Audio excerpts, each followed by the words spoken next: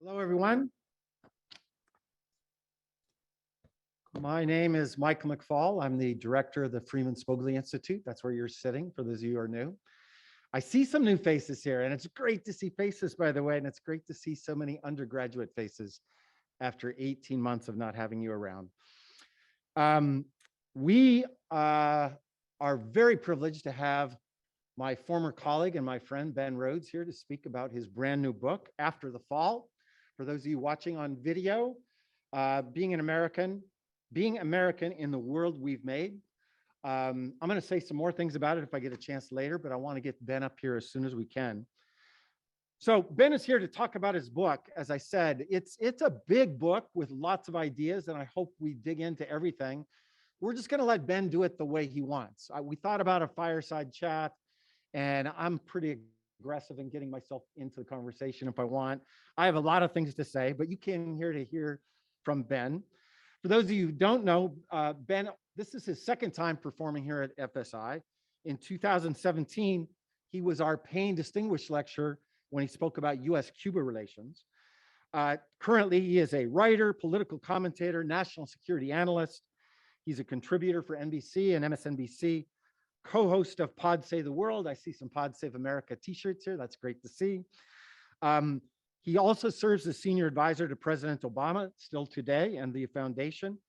He's chair of the National Security Action, which he co-founded with Jake Sullivan in 2018. Jake has a new job now, but they founded that a couple of years ago. In other words, Ben is a very busy guy with a big portfolio of different things that he does, and we're very grateful that he took some time to be with us here today. Before all those other things, he served for 8 years in the Obama administration. Pretty remarkable achievement. I can say two things. I also worked at the White House for 3 years with Ben. Thrill of a lifetime. And it was a great privilege, Ben, to work with you. You were a fantastic colleague in many different ways. And the last thing I would say is, I think it's true. In fact, one of those people you just mentioned, and I'm not going to mention which one, said there was nobody closer intellectually to the President of the United States when it came to the issues that Ben's going to talk about than Ben was during those years.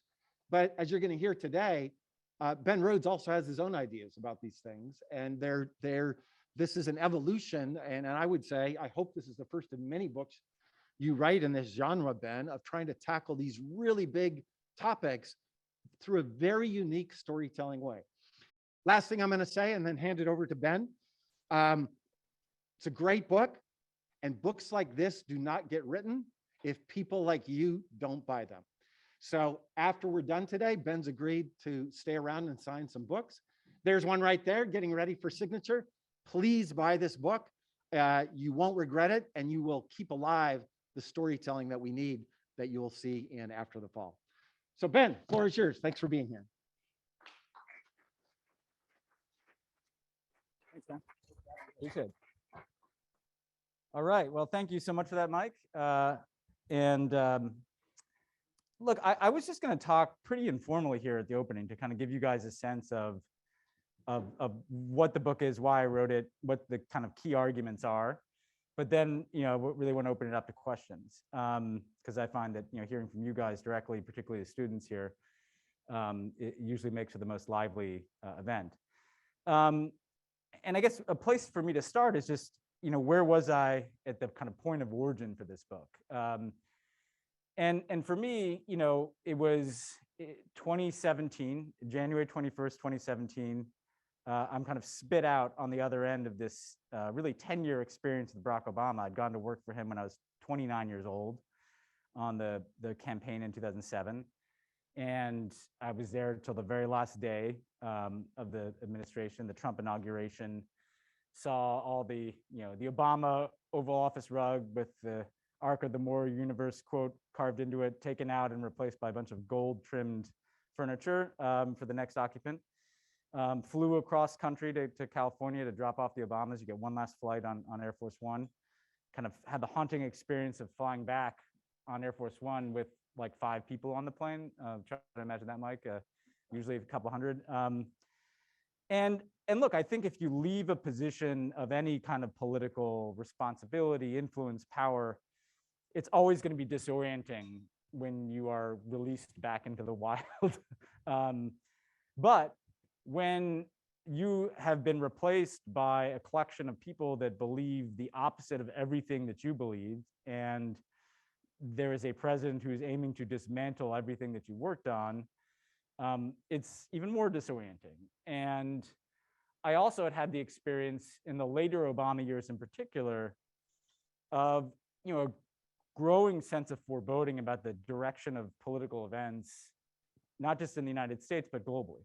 You could feel Obama was swimming against almost all of the currents politically and geopolitically in the world. And then when Trump becomes president, that is kind of fully actualized in the United States. But I had felt like the radicalization in this country that led to Trump shaped the entire Obama presidency. So this wasn't particularly new in a way.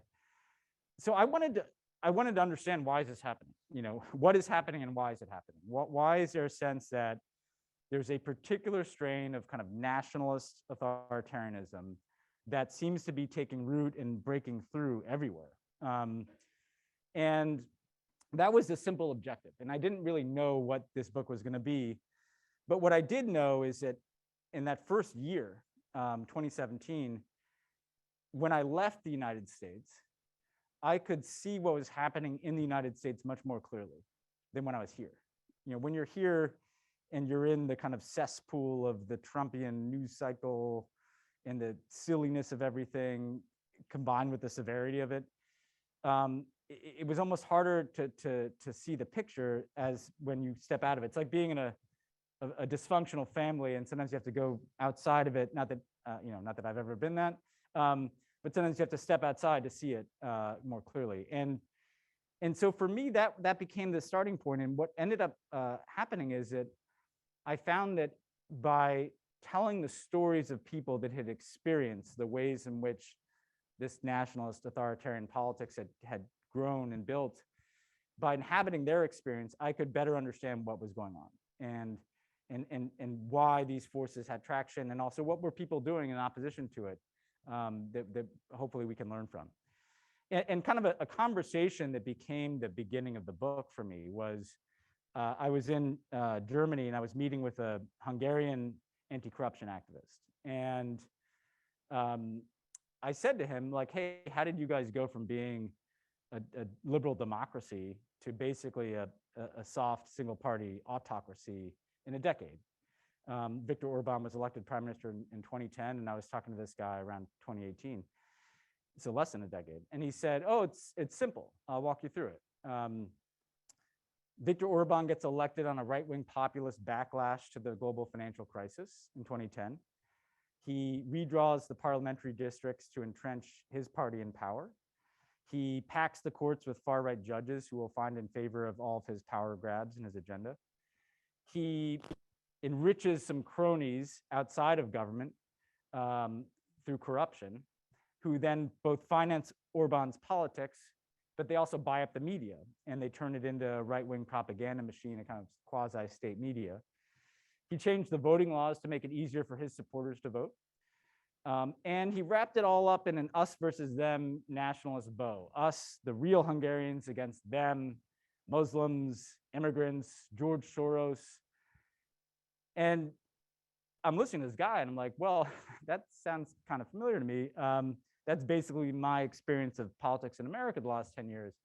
And I think what was very obvious to me, and so this was the easiest part in telling this story, is that there is a playbook that is very shared and common amongst authoritarians in terms of how do you take a democracy and transform it over time into something else. And different versions of this playbook have been utilized in a lot of countries. And I end up focusing on Hungary, Russia, China, and the US. I could have added Turkey to that. I could have added India to that. I could have added Brazil to that. Unfortunately, there were a lot of candidates for inclusion in this book. So that was kind of one anecdote that kind of cemented like a core argument of the book, which is that this is this is one trend in the world, and we are not immune to it. And Americans, I think, sometimes like to think of ourselves as immune to things like this, but hey, we've learned we can have a corrupt autocrat with the son-in-law down the hall. We can have a mob storm parliament. Why wouldn't that happen here? Things can happen everywhere. Then I'll start with just kind of three character vignettes from the book and then go into the central argument. Another one I think that really jumped out to me was in talking to Alexei Navalny, who Mike thankfully put me in touch with, because you should read the book if for no other reason than his voice is so singular. But you know, his core point to me, because Putin had essentially pursued the same playbook that Orban did before Orban did, right? So a lot of this particular pushback on liberalism and globalization and democracy, you know, has an origin in Russia. And one of his arguments was, because if you look at Orban, one of the peculiar things about an Orban, or Putin for that matter, is to realize, okay, some of this is really familiar. This is ethno-nationalism. This has been around forever. You know, there's nothing new about that. But there's something kind of odd about the fact that they have no real agenda. You know, there's not like this is not the 20th century, the contest between communism and capitalism or fascism. There's not a big ism behind these guys, and they're all guys, and that has something to do with it. And you know, Navalny's core point to me was essentially, look, the whole point of Putinism is to make the case that everybody's corrupt. It's not to make the case that I, Putin, am not corrupt and these other guys are. Putin just needs to convince you that everybody's corrupt. And as Navalny told me, everywhere, all over the world, it's the same rules. And the rules are basically like the rich and powerful protect their own interests. People get screwed, but you might as well have a strong man who's representative of your grievances and worldview and has the same enemies as you, right? And Navalny was making this point as it related to the global financial crisis, which I'll come back to in a second, which was, that was a great advertisement for Putin, because Navalny point to me was, look, you know, that was when Putin could say, see, look, you know, they're just as corrupt as we are. Look, the rich guys got bailed out. You know, they're doing fine. Everybody else got screwed. That system's not democratic any more than this system is, you know? And I do, you know, in really immersing myself in that kind of worldview, I began to consider and think about the extent to which the United States itself wasn't just on the receiving end of what I was exploring, but hey, how much do we have to do with the fact that the world looks like this? And then the last anecdote I'll relay before kind of getting into just kind of a brief summary of the argument of the book is, I was in Shanghai in 2017, and it was November of 2017 or maybe December. I was traveling with then former President Obama, a much smaller footprint, Mike, than the trips you went on. And I was asleep in my hotel room, which was no small feat with the jet lag of being over there. And I get woken up by the reception desk telling me that the Chinese vice foreign minister wanted to see me, which is very strange because we'd had no contact with the Chinese government on this trip. I'm no longer important or relevant. I'm just a guy in a hotel room, happens to have Barack Obama down the hall. But this guy comes into my room with somebody else who's with him. And he kind of works his way into a message that was, hey, we understand Barack Obama is going to India next. We understand he's planning to meet with the Dalai Lama. This would be a grave insult to the Chinese people. Dalai Lama's a terrorist. Xi Jinping will be personally insulted, et cetera, et cetera. The other person didn't say a word, but just stared very carefully at the vice foreign minister to make sure he delivered that message. And then these guys, you know, walk out of the room. And what was disconcerting about it was not the message, because frankly, we used to get that message in the White House, don't meet with the Dalai Lama. It was the fact that we had not announced the meeting with the Dalai Lama.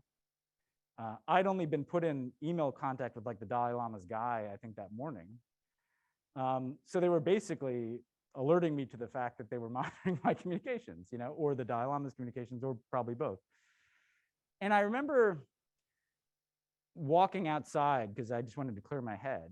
And the Shanghai skyline, the Bund is right there by where I'm staying. And this looks like the future, right? This is an amazing testament to all that China's achieved. This looks like New York on steroids. It's like Blade Runner. It's lights everywhere. There's tours from all over the world taking selfies with selfie sticks. And it looks like the future. It looked like if you want to stand anywhere on Earth and look at the future, I think that's the one spot I would recommend you travel to. And it is representative of some of the enormous achievements of globalization, hundreds of millions of people lifted out of poverty, technological advancement. But there's something disconcerting about it to me as an American and as a New Yorker, a city person even.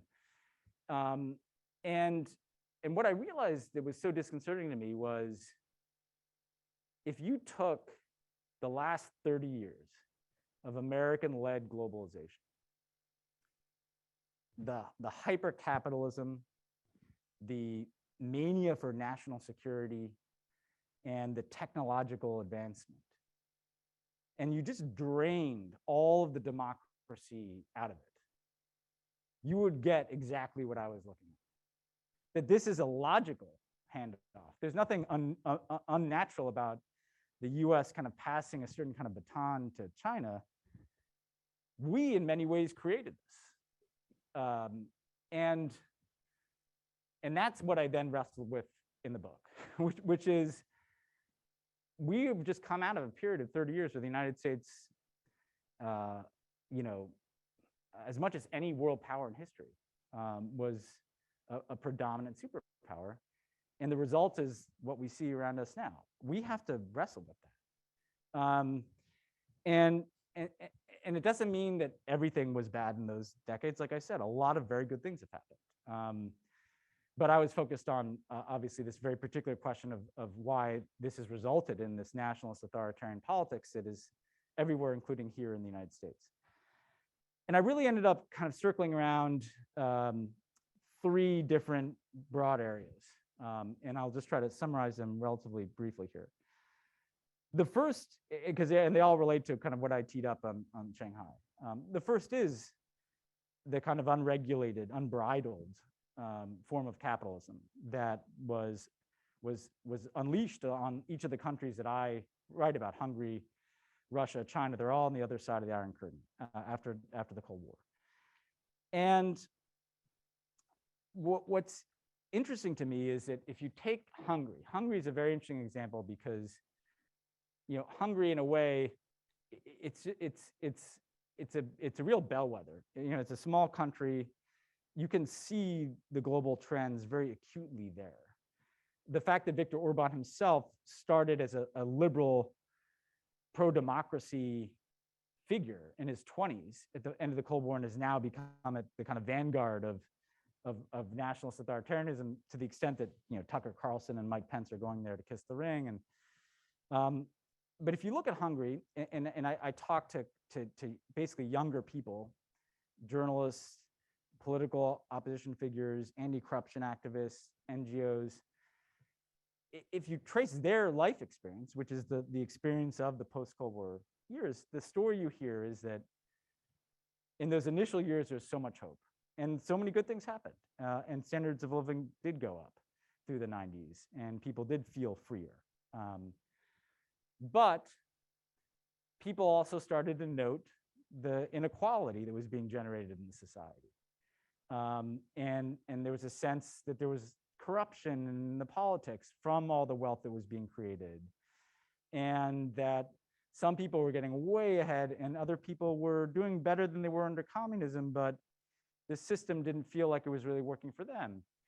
At the same time, that globalization is bringing new things, but it's also encroaching on a sense of a distinct Hungarian identity.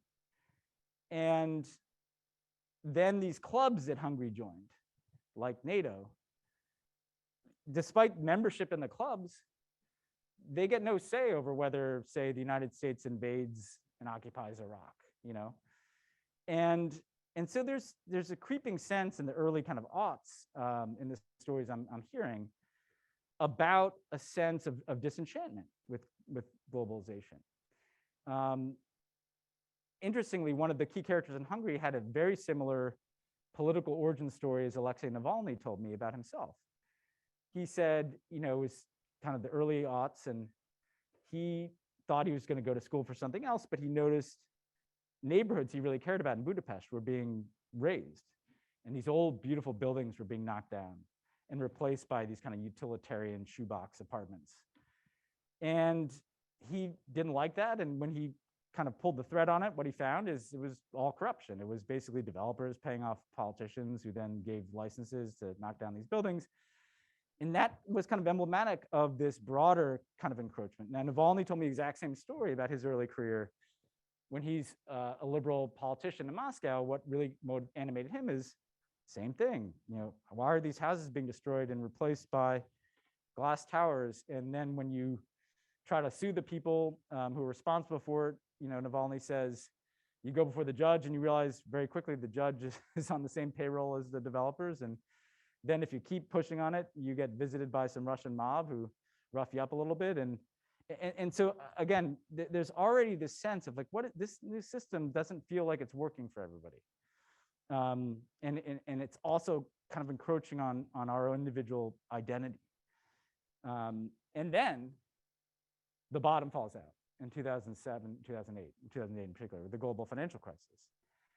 And I think we actually underappreciate at the time what a seismic event that was. You know, Orban gave a speech, a famous speech in which he declared that the future is illiberal democracy, that a nation like Hungary should not look to the US and Europe, it should look to Russia and China.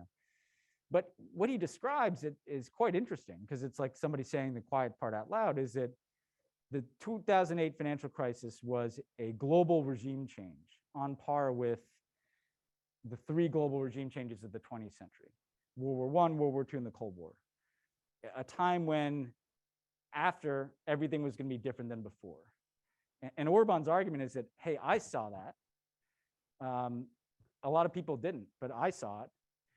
And what it means is that we should turn away from democracy, that the whole project of liberal democracy and globalization had failed, that people were looking for something else. And what Orban could offer them, what Putin could offer them, was the oldest politics in the book, the ethno-nationalist politics. I heard this from a Hong Kong official anonymously. When I told him I was working on a book about nationalist authoritarianism, he said, well, that's simple. In 2008 financial crisis happens. That's when the narrative of liberalism and democracy collapsed in the West. And that's when the Chinese Communist Party looked around and decided, why do we have to defer to the Americans anymore? Which is a pretty succinct summary of what I'm talking about. But I think this is all tied to the fact that the United States and in other countries, the globalization we built, the capitalism that we projected outward, you know, while creating a lot of wealth, created a lot of inequality and a lot of building discontent, and then that is unleashed after the financial crisis.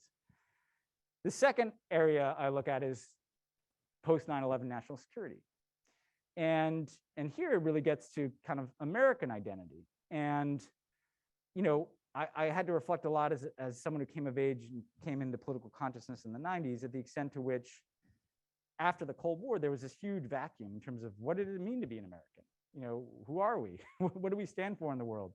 That I actually had a very vivid memory as a child of the 80s, right? Of like, you grew up being kind of aware of the fact of being American is connected to being the leader of the free world, and you know, we stand for these things and the Russians stand for these other things. And obviously that's a simplification and it's imperfect, and the Cold War had plenty of flaws in it. But I do think that there was this kind of gap in terms of what is this all about? What is American identity? And certainly what do we stand for in the world?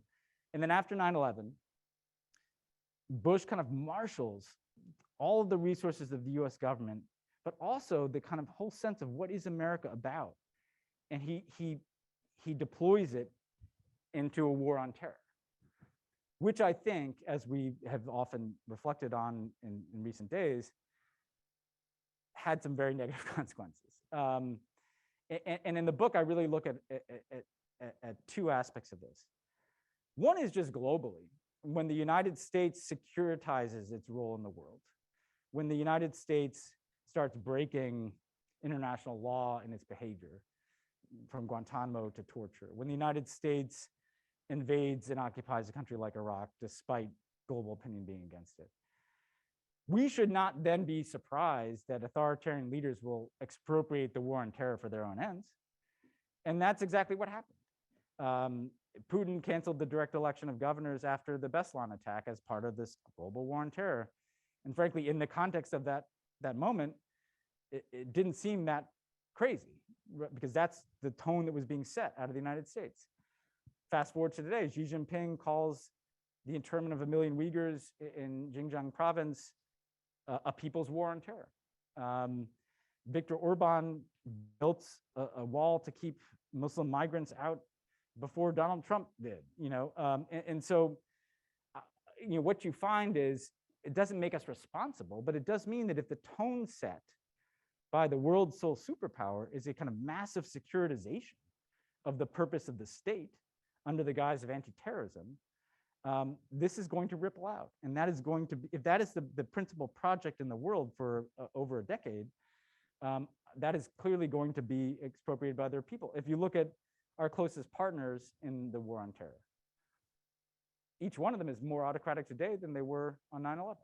Whether you're looking at a Turkey, whether you're looking at a Saudi Arabia, whether you're looking at Israel's governance of the West Bank and Gaza. And so there's that aspect to it, but then there's the domestic aspects to it, where basically the post 9/11 moment unleashed a lot of kind of xenophobia in this country that was politically useful for a time to the right, as creating a kind of an us versus them paradigm. We are in this us versus them struggle against an other, these terrorists, Al-Qaeda. And by the way, if you weren't sufficiently committed to that cause, you were not sufficiently patriotic at that time. But over time, that morphs into something else. The them started as terrorists, but particularly as the wars in Iraq and Afghanistan are not going well, it can become, the them can become a black president, or it can become immigrants at the southern border. It can become kneeling athletes. Like, the segments on Fox don't change, but the characters do. And again, once Bush stopped being president and the victories that had been kind of promised in those wars didn't materialize, the kind of anger that had been whipped up just was repurposed elsewhere. And frankly, what happens throughout history when superpowers don't win wars? You always look for enemies within to blame. It's always a ripening time for autocrats. So to me, the second structural force that America contributed to was this kind of securitization. And the third is technology. And here, you have the creation of social media around here. It's going to be a tool to connect and empower people. And it very much was kind of up through the very beginning of the Arab Spring. But obviously, this also becomes the perfect tool of either disinformation in the case of Russia, or surveillance in the case of China. And once again, America is right in the middle of that. And here, it's interesting. Towards the end of the book, Obama kind of comes in and out of this book as a character. And he kind of asked me, well, sounds like it's kind of a dark book, Ben. But he's like, I want to test you on one thing, which is, okay, you've convinced me of the severity of this threat, but democracy and autocracy are always in competition, right? What's different today? There's always ethno-nationalists. There's always dissatisfaction with elites. There's always some version of what the war on terror is. And I think what is truly different is technology. I think this audience knows this well, but there are three aspects to it that stand out to me in terms of like vignettes from people. The first is a Russian, Maria Stepanova. Mike, I don't know if you know her. She's a wonderful writer, just had tremendous insights into this. And what she said, that she described Putin's use of social media as something that creates the effect of violence without violence. It's as if the whole society is violent. The brutalization of people, the bombardment of people with information. I remember this very acutely in the Obama White House when an airplane was shot down over Ukraine. And it was shot down over an area controlled by Russian-backed separatists, armed by Russians, with Russians on the ground. It's pretty clear what had happened. But while we in the West are saying, well, we have to investigate this and get to the bottom of it, and the Russians are just dumping out, theory after theory. Ukrainians shot it down, the Americans shot it down, the plane crashed, the plane disappeared. It didn't matter. It's just like it's like what I said at the beginning, that Putin doesn't have to be right. You just have to be disoriented. And it got to a point where there was so much Russian information that if you're an internet user in Europe and you search this plane, all you see is Russian conspiracy theories, right? And inside of Russia, this is, when Navalny described to me the experience of, there's a huge conspiracy theory in Russia that Navalny is actually an FSB agent. And it enrages him, right? Because this guy's getting poisoned, he's risking his life. But that's the violence without the presence of violence. The disinformation is so prevalent that the truth no longer exists. And that's a new thing. And I'll get to the American version last, but the Chinese version, well, I'll do the American version now, actually, which is that, what's different here is that, 45% of the country can believe that Donald Trump won the election, or that a healthy percentage of people can believe that the world is governed by a cabal of child sex traffickers. Like, this is new. Like, it is new to live in a time when huge swaths of society can believe things that, there are always conspiracy theories, but they were in pockets of society. Now that's what we're living through. I described the experience in this book of being in West Virginia, and I deliberately selected an anecdote where it was kind of like, here's Ben Rhodes interacting with the Trump supporting West Virginia white working class voter. And it was a pretty interesting experience because I met her, I was staying at this bed and breakfast. I'm the only guest, it's the middle of winter. And she starts talking to me and she's talking about her politics. And then she says that, she's been doing research. And then she says that, did I know that George Soros was the devil? And I was, I didn't know that. And she said, well, do you know about Benghazi? And I was like, this could be kind of interesting. So I was like, I can do two things here. I can run, or I can say, hey, why don't we go down in the other room and why don't you tell me what you think happened in Benghazi? So we go down, we sit in this other room, and she basically just starts throwing conspiracy theories at me, and I'm very politely kind of rebutting each one, kind of revealing myself as an expert on the subject. Well, no, actually there was no stand down order, and no this, and I felt kind of guilty about what I was doing. So I even said to her, I was like, I just want to warn you, like, you don't like me. Like, I'm a character in this story and you're not going to like it if you knew who I was. And she looked kind of mystified. And she's like, what are you talking about? You seem like a very nice person. And we go through the whole thing. And actually, the last thing she said to me was, well, if nothing bad happened, then why do all these former special forces guys say it did on Fox? And she wasn't saying that to be revealing about the fact that she'd been misinformed by Fox. She was saying that as like a gotcha, and I was like, okay, well, we'll have to, leave it there. And the next morning I came down a little worried because I knew she'd have looked up my name, and she was mortified. She was like, oh my God, I never would have said those things if I knew who you were. And we had this lovely experience where we talked about our families, and she said, my sister follows you on Twitter because she's a big liberal, and we're taking selfies, and it's great, and I feel like I just did the thing that we're all supposed to do. We're supposed to go and interact with this woman who's, I think, a very nice person, an objectively kind person. But there's a big but here. But so what? She still believes all those things, she's not persuadable, like she saw me and she knows I'm nice, but she probably still believes that I was part of a diabolical Benghazi conspiracy theory. It does. What's different is the degree to which people are living inside of technologically created information ecosystems that's just where they live. And so that's why I disagree with the idea that we, just dialogue is going to permeate that. It's not, because we're in a different information environment. And that leads to the last point I want to make by opening is China. And what was so interesting about talking to people in Hong Kong, I kind of profiled a number of young people in Hong Kong, some very active in the protest movement, some not. And to a person, what they all said is, this is about identity as much as democracy. And what they became cognizant of was their whole identity was being encroached on because of the way which technology interacts with totalitarianism. It became kind of just, and Hong Kongers referred to it as the white terror. It just kind of became understood at a certain point in recent years that, hey, you shouldn't post any political opinions on social media. Then it's like, you shouldn't even visit certain internet sites because that's being monitored. So don't type in Tiananmen into the Google search. Then it's like, you shouldn't even really email anybody anything about politics. If you want to get ahead in society, if you want to get a job, you want to go to school, if you want to survive under the increasingly Chinese Communist Party sponsored government there, your digital life, which is, let's face it, our lives, is entirely subject to scrutiny. And the protest movement was really an expression of the last, assertion of identity. No, we do not want this. Like, we see what's coming and we don't want it. We understand that in mainland China, people are prosperous, they're secure, but they live entirely within a techno-totalitarian system where it's not even worth thinking certain things because it's so futile.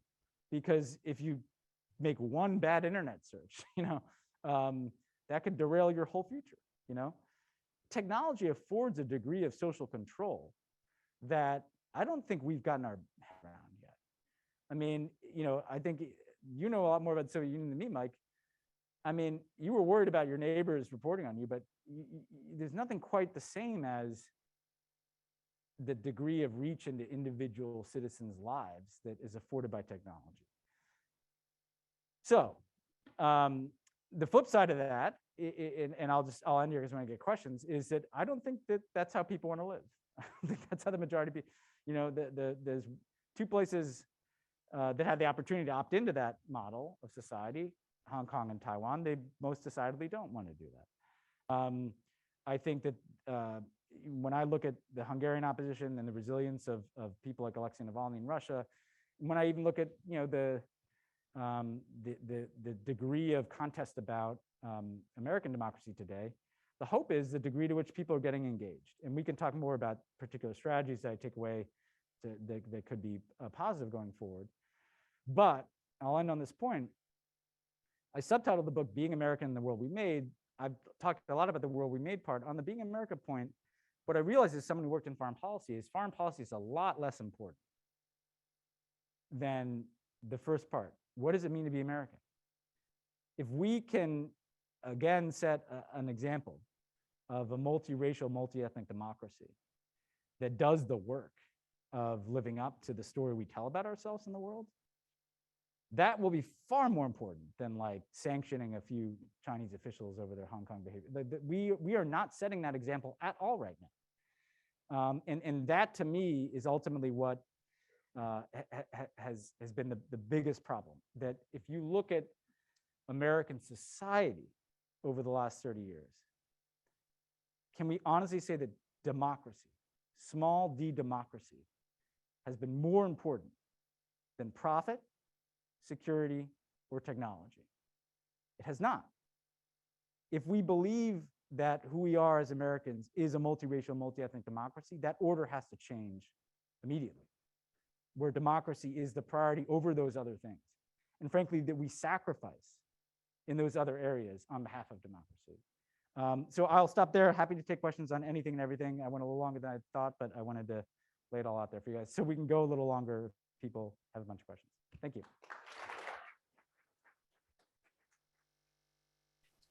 Hi, my name's Lee. I asked a question not facetiously, but how do we get out of this? Yeah. 25 words or less. I think I think that the intangible point is one I made, that we have to reprioritize kind of everything.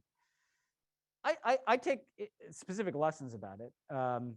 One thing that is clear is that in looking at opposition strategies, that we are in a moment when I think if you look at all these countries, there's usually almost always if not always, more people that oppose the autocratic system than support it. In places where there is still a degree of democracy, that means you have to put an umbrella over everybody who is supportive of democracy. So in Hungary, for instance, for the very first time in the Orban era, the 5 Hungarian opposition parties agreed they're just going to run one candidate to be prime minister and one list of people to run against Orban's party. And, you know, in a way, we saw that here. I mean, Donald Trump wins re-election, if not for the fact that a whole bunch of people that just disagreed about a lot of stuff weren't like, you know what, like, I may not be that excited about Joe Biden, or I may usually sit elections out, or I may be a disaffected, the margins are so small that it took kind of so a simple point is just, and that's what they're trying to do in Hong Kong, and obviously it's too late for them, but they're trying to show that it's not just the hardcore activists. This is just like, this is the collective view of the majority of the people. That's very important. I think you also have to be much more relentless in prosecuting the case against the authoritarians. And here, we tend to do this rhetorically, or we tend to focus on kind of individual excesses and acts of abuse. What you will hear from anybody who is actually on the front lines of this is that the big vulnerability is corruption. And, what's remarkable is that if you take a Putin, for instance, I mean, what Navalny was getting traction on was just revealing how corrupt Putin is. The last video he posted before he went into prison was about Putin's residence. It's the most expensive, lavish residence in the world. That pisses everybody off. That's the kind of universal language. And it's also the case that most of the corruption that is the lifeblood of these kinds of governments flows through the American-led financial system. We're just not doing what we should be to reveal corruption. I don't know why the US government can't just do what Navalny did and expose the corruption of a Lukashenko or Putin or their circle. We could be doing a lot more to be cracking down on that corruption.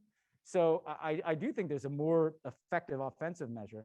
And then I think, there's a bunch of things to do, but there's no answer to this problem, given that I was talking about scale, that doesn't involve dealing with social media regulation. I mean, there's not. I mean, unless you want to continue to live in societies where you can make half the people believe some conspiracy theory because algorithms like to trigger engagement, this is going to keep happening. So there's the concrete policy things that we can do to fortify our democracy. Obviously, the stuff that's stuck in the Senate right now is a part of that, voting rights and how you draw congressional districts and the rest. But there's also a policy response on technology. Those things, by the way, I think you're not going to make everything perfect, but if you can just fortify the existing democracies and then begin to go on offense more against the sources of autocracy, you at least begin to tilt the balance of this, I think. Hi, Ben. My name is Vivian, and I'm an undergraduate student studying East Asian Studies and International Relations at Stanford. Thank you for the talk, and I'm a big fan of Pod Save the World, so it was really great to hear you speak today. In the podcast and also today in your talk, you often talk about how America should emphasize its own democracy in an effort to combat authoritarianism and autocracy around the world. My question is about the risk of the act of combating authoritarianism and autocracy being used as a political cudgel for domestic politics in a lot of these Western liberal democracies. And I wonder your thoughts on that. As an Australian, my first thought is on the exchange between Prime Minister Scott Morrison and the Chinese government over the digital image of the Australian soldier and the Afghan child earlier on this year. But there are also things that went on in the Alaska summit, etc., that really turned the whole thing into theater rather than something that actually combats autocracy in China and elsewhere. So I just wanted to hear a bit on your takes on the risk of it being used in very nefarious ways.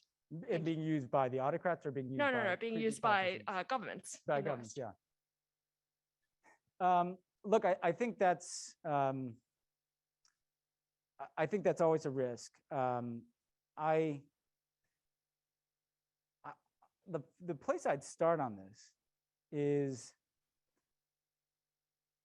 we often like to skip ahead to the point where we're confronting the autocrats, rather than kind of looking at, okay, what do we need to do to fix things here in the United, like in the United States or here in Australia? I ideally, I would like to see leaders kind of looking at, how do we update multiracial, multi-ethnic democracy where we are? What is necessary to protect and fortify it? And from that platform and that foundation, that, because if countries like Australia, United States, Europe, we're trying to reach common perspectives on, I mean, one way to think about this is that the leaders who are really good at center left leaders tend to like to focus on like the economy and safety net issues, and the cultural and identity based issues are ceded to the right wing politicians, who then make the confrontation with a China or whatever a kind of another right wing issue, right? And you see with Trump how that can then spill over into kind of the same racism and xenophobia, the war on terror. It's just now targeted at Asian people, Chinese people. So I think that, what I'd like, if the like-minded democracies, I think they need to get together and think about, well, what are our approaches to strengthening democratic institutions against these threats? What are our approaches to technology and social media? What kind of principles could we agree? If I can guarantee you, if the US, Europe, and Australia just agreed on a set of principles of how they'd like to see improvements in social media without any regulations, that alone would have those companies making changes, right? Or what is the common view of migration and refugee issues, right? Instead of just kind of constantly being in defense, like how are we actually going to collectively want to deal with this? I think you have to establish a platform from which democracies are drawing a contrast with autocracies. And then I think in terms of confrontation, like, I think that, look, sometimes that's going to be called for. But to me, like, it's a structural shift in terms of like, what is the hierarchy of things that you care about? And when I look back at American policy towards China over the last 30 years, democracy was never really mattered. We want to get into these markets, or we want their cooperation in the war on terror, or with Obama, it was like, we need their help in the financial crisis. Then it was like, we need their help to get the Paris Agreement.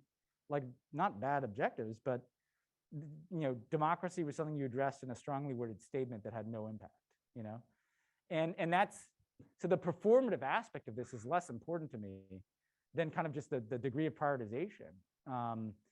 Because if you were a Chinese Communist Party leader, you would be correct to think that the United States of America cares a lot more about how many soybeans China is purchasing from the American Midwest than it does about those statements about democracy in Hong Kong. That's a logical conclusion for them to draw. So that's what has to change. Over here. Hey, good afternoon, sir. My name's Omar. I'm an international policy student here. So my question is, so I'm rattled in my core every time we talk about the silencing of free speech and autocracies around the world. So I'd like to get your take on the role, if any, of social media companies here in America in regulating speech, specifically the censorship of Twitter accounts and conservative speech specifically. Okay. Thank you.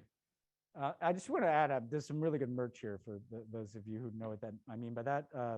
So I appreciate the Crooked Media fans. Okay, always a little intimidating to talk about this in Silicon Valley, because I know there are people who know a lot more about this than I do. But I've had the benefit of talking to a lot of smart people about this over the last few years.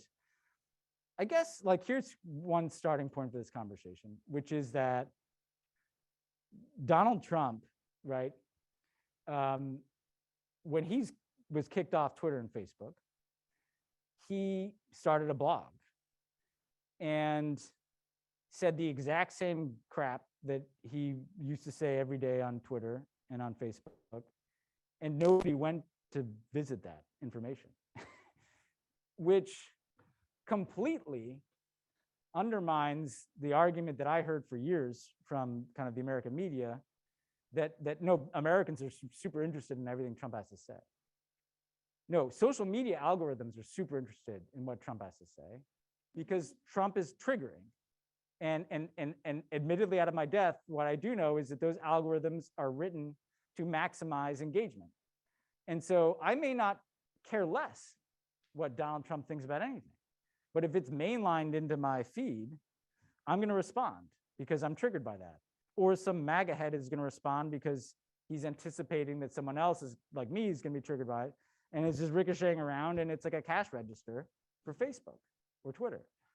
And so to me, like, this idea that the social media companies are neutral is one of the most bogus things that's been pushed on the American people for the last 20 years. It's complete bullshit. Like they're writing algorithms to profit by generating as many clicks as they can and hiding behind the carve out that was made for them that they're not really media companies, even though far more people are consuming media on their platforms than they do from traditional media. It's a total scam. It's ridiculous. And so, like, yeah, I don't like the, there's all kinds of difficult questions that we're gonna have to wrestle with about, but I think what you see is in the absence of a regulation of the algorithm itself, in the absence of saying, hey, we need to, and smarter people than me need to sit down and get into rooms and figure out how are you structuring your model to not prioritize sensational information, which we've seen is a clear accelerant of disinformation and conspiracy theory. And what liability do you have in the same way that any normal media company would have liability for the consequences of not taking action when you know that that kind of information is being spread on your platform? In the absence of that kind of conversation, it becomes like Mark Zuckerberg and Jack Dorsey deciding who to censor. So in the absence of regulation, you're getting the very outcome that is freaking you out, which is like individual human beings deciding who gets a platform and who doesn't. And so to me, this merits a public policy response, and it can be done methodically, and also like the degree of the right-wing freakout whenever this comes up is not because they're worried about censorship, it's because they know how much the system is weighted in their favor right now. Like they're not dumb, they're very smart. And so they make a bunch of noise precisely, but this is what I mean too about if you want democracy, you're gonna have to make concessions elsewhere. And look, that means that these tech companies are gonna be smaller and their profits are gonna be smaller. I'm sorry, how much is enough? Like how much does this need to be worth?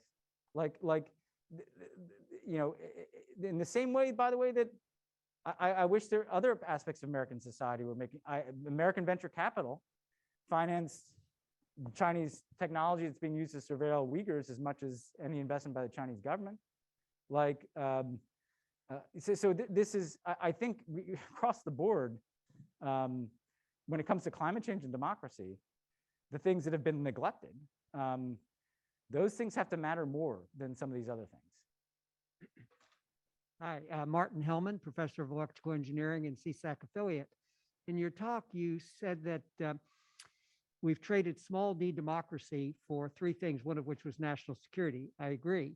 In fact, I think you called it a mania for national security. What I would question, and I appreciate your comments on your thoughts, do we really have national security? In 1945, the United States couldn't be touched. Today, we can be destroyed in under an hour. The pandemic is another example. There are just so many aspects of national security that we're lacking. And so is our current approach to national security working?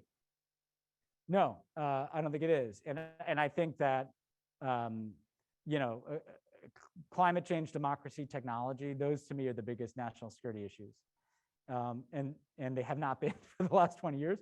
So I think there does need to be a massive shift in prioritization. I do want to say one thing, because I realized I didn't fold this into my talk, because I was talking more about the other countries, but I deal with America a lot in the book, and I just want to introduce this so that people don't think it's not in there. To me, and our versions of those three things that I talk about, racism infuses all of them. I spent a lot of time on that in the book. I do want to just kind of note that, because when I heard you repeat them back to me, I realized that because I was focused on those other countries, that may not have come up. But yes, I think our national security prioritization needs to change, like dramatically. And the Biden team is trying to do some of that, and I think that's what Afghanistan was a part of. But when you project forward and you look at the technological innovation and the national security issues that'll be raised by that, and you look at climate change and the national security dimension of that, and you look at the democratic recession in the world and the national security implications there, never mind nuclear weapons, and that's not about drone strikes in Somalia. That's about we need an entirely different paradigm, I think. Yeah. All right, why don't we just work our way down this mic and then that mic? So, Hello, my name is Anastasia. I'm originally from Ukraine, so I was wondering, how did your research for the book, so talking to grassroots activists and anti-corruption activists, inform your approach to the American strategy and the way it can help to develop democracies in Eastern Europe? And how did that compare to your experience working for Obama? yeah. Mr. Rhodes, thanks so much for being here. You've written about how you weren't a foreign policy major. You didn't have a foreign policy degree. You're a creative writing guy. That took a major leap of faith to get into foreign policy and make that kind of change. I'm curious, where does that kind of courage come from? How do you summon it? You've written about other really courageous people like Alexei Navalny. Where do you think his comes from? Okay, Thank you. that's great. With the rise of great power competition back in play now, in a world of non-democracies and democracies, do you think that great power peace, particularly between the US and China, is possible at all? Mhm. Hey, my name is Rahim Muhammad. I'm from India and I identify as a Muslim. And my question is, from the point of view of the Muslim community, why does it feel like no one is defending us? I've never met my grandparents because they were murdered by Hindu rioters in India. I see all this bad news about the Uyghurs and in Myanmar. And then I read the news, and then when I see that something bad happens to a Christian person somewhere, not all the time, but I notice the Vatican takes offense to that. And then if something bad happens to a Jewish person somewhere, the state of Israel steps up and claims that that's bad, and they step up to defend that person. And I always thought that the Saudi royal family would be custodians of Islam since they control Mecca and Medina. And I just don't see anybody stepping up to defend any Muslim person who's going and having a bad time. And I don't know what to do about that. That's a good question. Don Emerson. I work upstairs at the Asia Pacific Research Center. Imagine, if you would, that you were not presenting a published book, that you were instead discussing a manuscript which you had finished yesterday, and which therefore, unlike the book, had taken into account the first 8 months of the Biden administration. Joe Biden is mentioned only twice in your book, and in each occasion only in passing. Yeah. Would you have taken into account, you had said earlier in your speech that it's much more important to worry about identity, American identity, than it is to talk about foreign policy. But without foreign policy, how can we address the problems that you've identified in your book?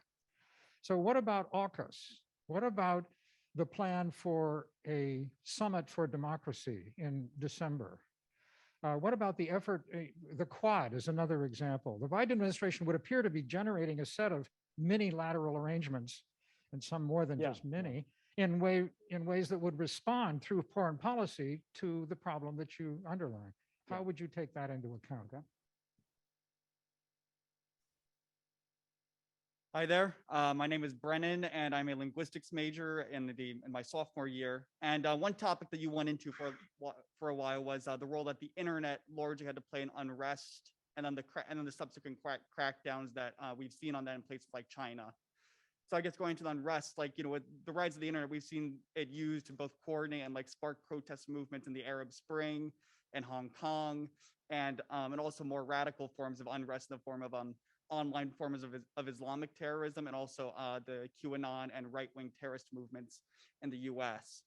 And then in response to this, we've seen perhaps China most strongly with their internet laws, but also in the US with the Patriot Act, and also the social media corporations crackdowns, different forms of right-wing actors, the unrest that they're generating. Do you think that it may be a trend in the following decades that other countries, the US included, may be moving in a more authoritarian direction when it comes to internet control as a means of preventing the sort of unrest that seems to naturally occur in the petri dish of online communities? Thank you. Hi, last one. I'm Katie. I am a sophomore. I'm an American Studies major, and I'm also part of the youth climate justice movement. And something that we've been grappling with, especially the last few days, is how do we sort of reconcile this need for urgent action on climate, which is an existential threat, with this, fact, as you've laid out in front of us, that the very systems in which we need to act on climate are very fundamentally broken. And so how do we grapple and reconcile with this balance of needing to address this existential threat yesterday and needing to totally rethink and reshape a lot of the structures that make up our political system? Great questions. And you have 4 minutes. Yeah, it's Stanford. People are smart. Yeah, well, okay. So on Eastern Europe and Ukraine and U.S. strategy, I mean, to me, I think that the United States it needs to recognize that we kind of are looking at those issues through, like, I think too much of a 1990s prism. NATO enlargement, great power competition, and less through the prism of like the existential question of democracy in the future of the world manifest in places like Ukraine and Hungary and Poland. In the Obama years, we didn't take this seriously enough, I think. I mean, Mike did, but like the example I give is Hungary. The corruption I talked about was all from EU funds. I mean, the guy's literally getting a check from the EU that he just skims off the top to enrich the people who are turning the place into an autocracy. We didn't pay enough attention to that. And I think what it means going forward is that democracy has to be prioritized above some of these other things. So like I would be, if I was in government now, I'd be arguing that we should be pressuring the EU to sanction Hungary, to be withholding those kinds of funds, to be leveraging these Western institutions we have. Because I'd rather NATO not have Hungary in it if they're going to be an autocrat. What's the point of having an alliance of democracies? I'm not saying we kick them out tomorrow, but I'm saying you start to leverage these things. Ukraine's a little bit more complicated, obviously, but I think there it's also like what I was saying earlier about Putin and corruption. Like that's the kind of stuff where we need to think as nimbly as Putin does, instead of just kind of we always reach for the same tools, sanctions and military systems. Like we need to broaden what we're doing. I'm gonna be quick here because I know there's not much time. On the is peace possible? Great power competition. I was really worried, I remember as I'm working on this book and you look around the world and you see Xi and Putin and Modi and Trump and Erdogan and Netanyahu and on that list, and you're like, this is going to end in a war at some point. I mean, if this is the direction of politics in the world, like these powers are going to bump into each other at some point. And I think now that's kind of narrowing, obviously, to the US-China piece being the most focal point, but there's no reason that Russia, that there couldn't be a real war. I mean, the state of the international system now resembles more like a pre-World War I era than anything else that I can think of. Different nationalisms coming into conflict with each other, mercantilism coming into conflict with each other. And so I do think there's gonna have to be a lot of kind of management of that situation to try to avoid a conflict. I think what's most likely though is that there is a conflict, but it doesn't look like what we think it's gonna look like. With cyber tools and asymmetric warfare, there could be a very strange kind of war between the United States and China across the whole Asia Pacific that doesn't really involve a lot of shooting, That's the kind of thing that if you look at 5-10 years, you worry about. But I don't think you should ever accept that as a fait accompli. Kind of connects to the climate question. I think about this a lot because like at the end of the day, the one thing you can't get wrong is like the survivability of the planet. So it's the one priority that I think you should credibly argue could be more important than democracy. But the connection is, I actually don't think a bunch of nationalist authoritarians are the people to solve the climate crisis, because they're inherently short-term thinkers, self-interested thinkers, the kind of collective action necessary to put the future of our populations ahead of short-term interests. That brand of politics is not going to be in service of that. So look, I think in the short term, you do have to try to find a way to work with everybody on climate change, China, India, et cetera. But I think that the effort to kind of create more democratic politics is inherently connected to the effort to deal with the climate crisis. In this country, if we were moving with the force that we should on climate, that momentum would remake the global economy. If the United States was doing what we actually should be doing, other countries would have, markets would adjust, money would adjust, other countries would have to catch up. Why is it not happening? Because of undemocratic influence of special interests in this country. So if Elizabeth Warren had a great answer of why her first bill would have been an anti-corruption bill, because everything else she wanted to get done required on fixing the fact that fossil fuel, just to take this one issue, that how much money has been invested in preventing climate action. So I do think there's an overlap, even if you're going to have some awkward, trade-offs that you make in the near term. On the Muslim issue, I am very sympathetic to this, and I guess what I'd say is there are two big problems. Well, there are more than two. One is, you're right, within the world of Muslim majority governments, there is nobody, the Saudis and the Emiratis, who I think are probably the most prominent in a way, because Indonesia doesn't really kind of play in a global space. That case in point, autocracy and wealth is clearly more important to them than standing up for the rights of fellow Muslims. And frankly, if the fellow Muslims could in any way be associated at all with a political Islam movement, they would actually prefer to be dealing with anybody else other than them too.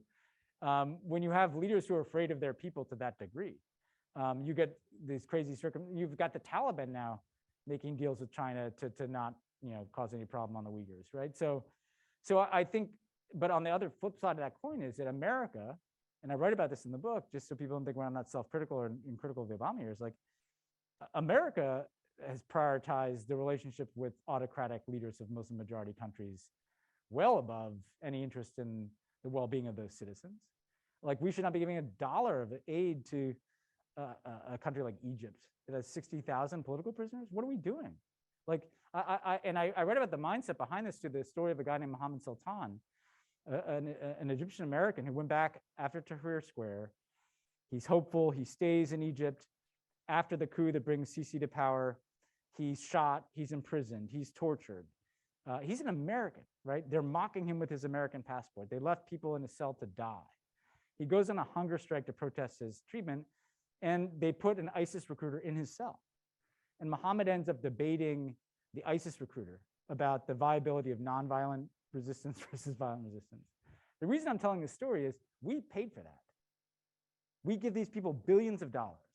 And the reason they let ISIS recruiters into the cells is because they want the opposition to be radical, because that's what justifies the billions of dollars that they get, and that's what justifies their repression.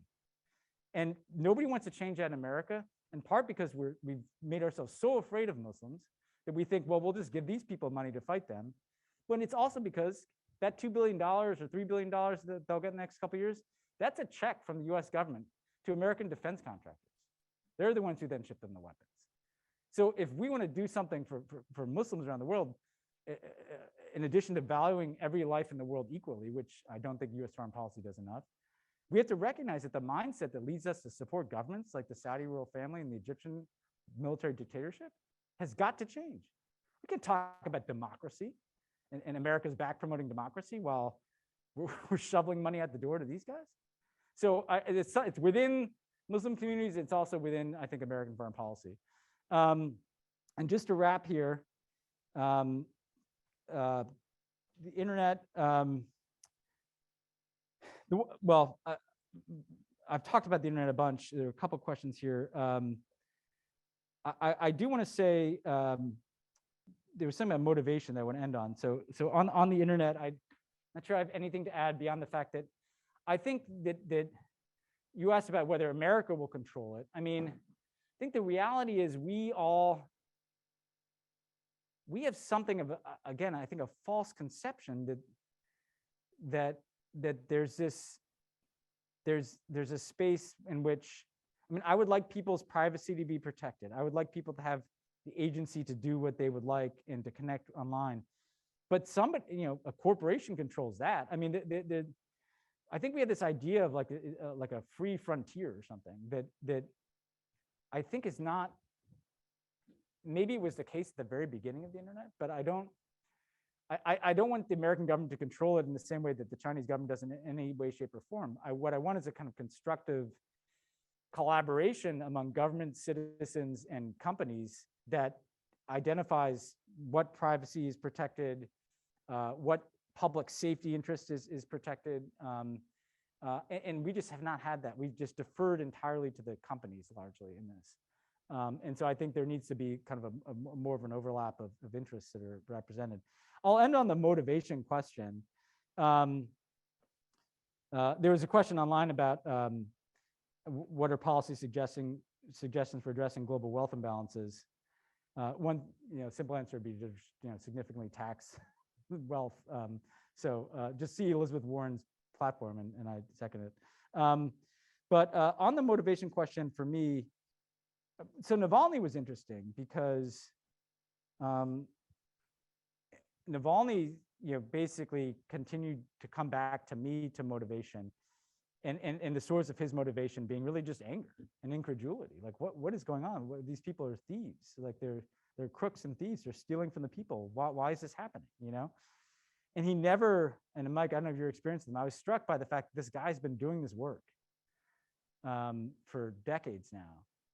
He's been brutalized, poisoned, thrown in prison.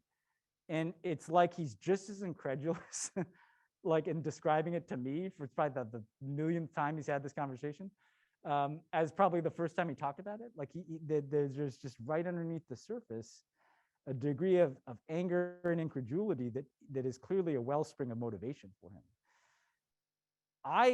In terms of my entry into foreign policy, that's what happened with me is I moved down after 9/11 to Washington to kind of be a part of what happened next. And I did said there was some distance between the creative writing degree and if you listen to my critics on the right, you'd think that I was spit out of creative writing graduate school and implanted in the White House. I worked for 6 years for a guy named Lee Hamilton, the Wilson Center, who was co-chair of the 9/11 Commission and the Iraq Study Group.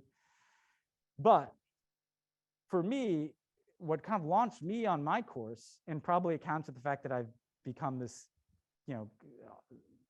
antagonist, I guess, of some people in the foreign policy world, although I didn't really set out to do that, is that in 2003, all the people I was told to look up to lied to me.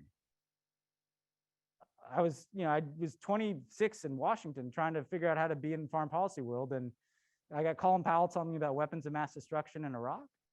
I've got people like Dick Cheney who've had every job that you could ever want in national security, talking about connections between Saddam Hussein and Al-Qaeda.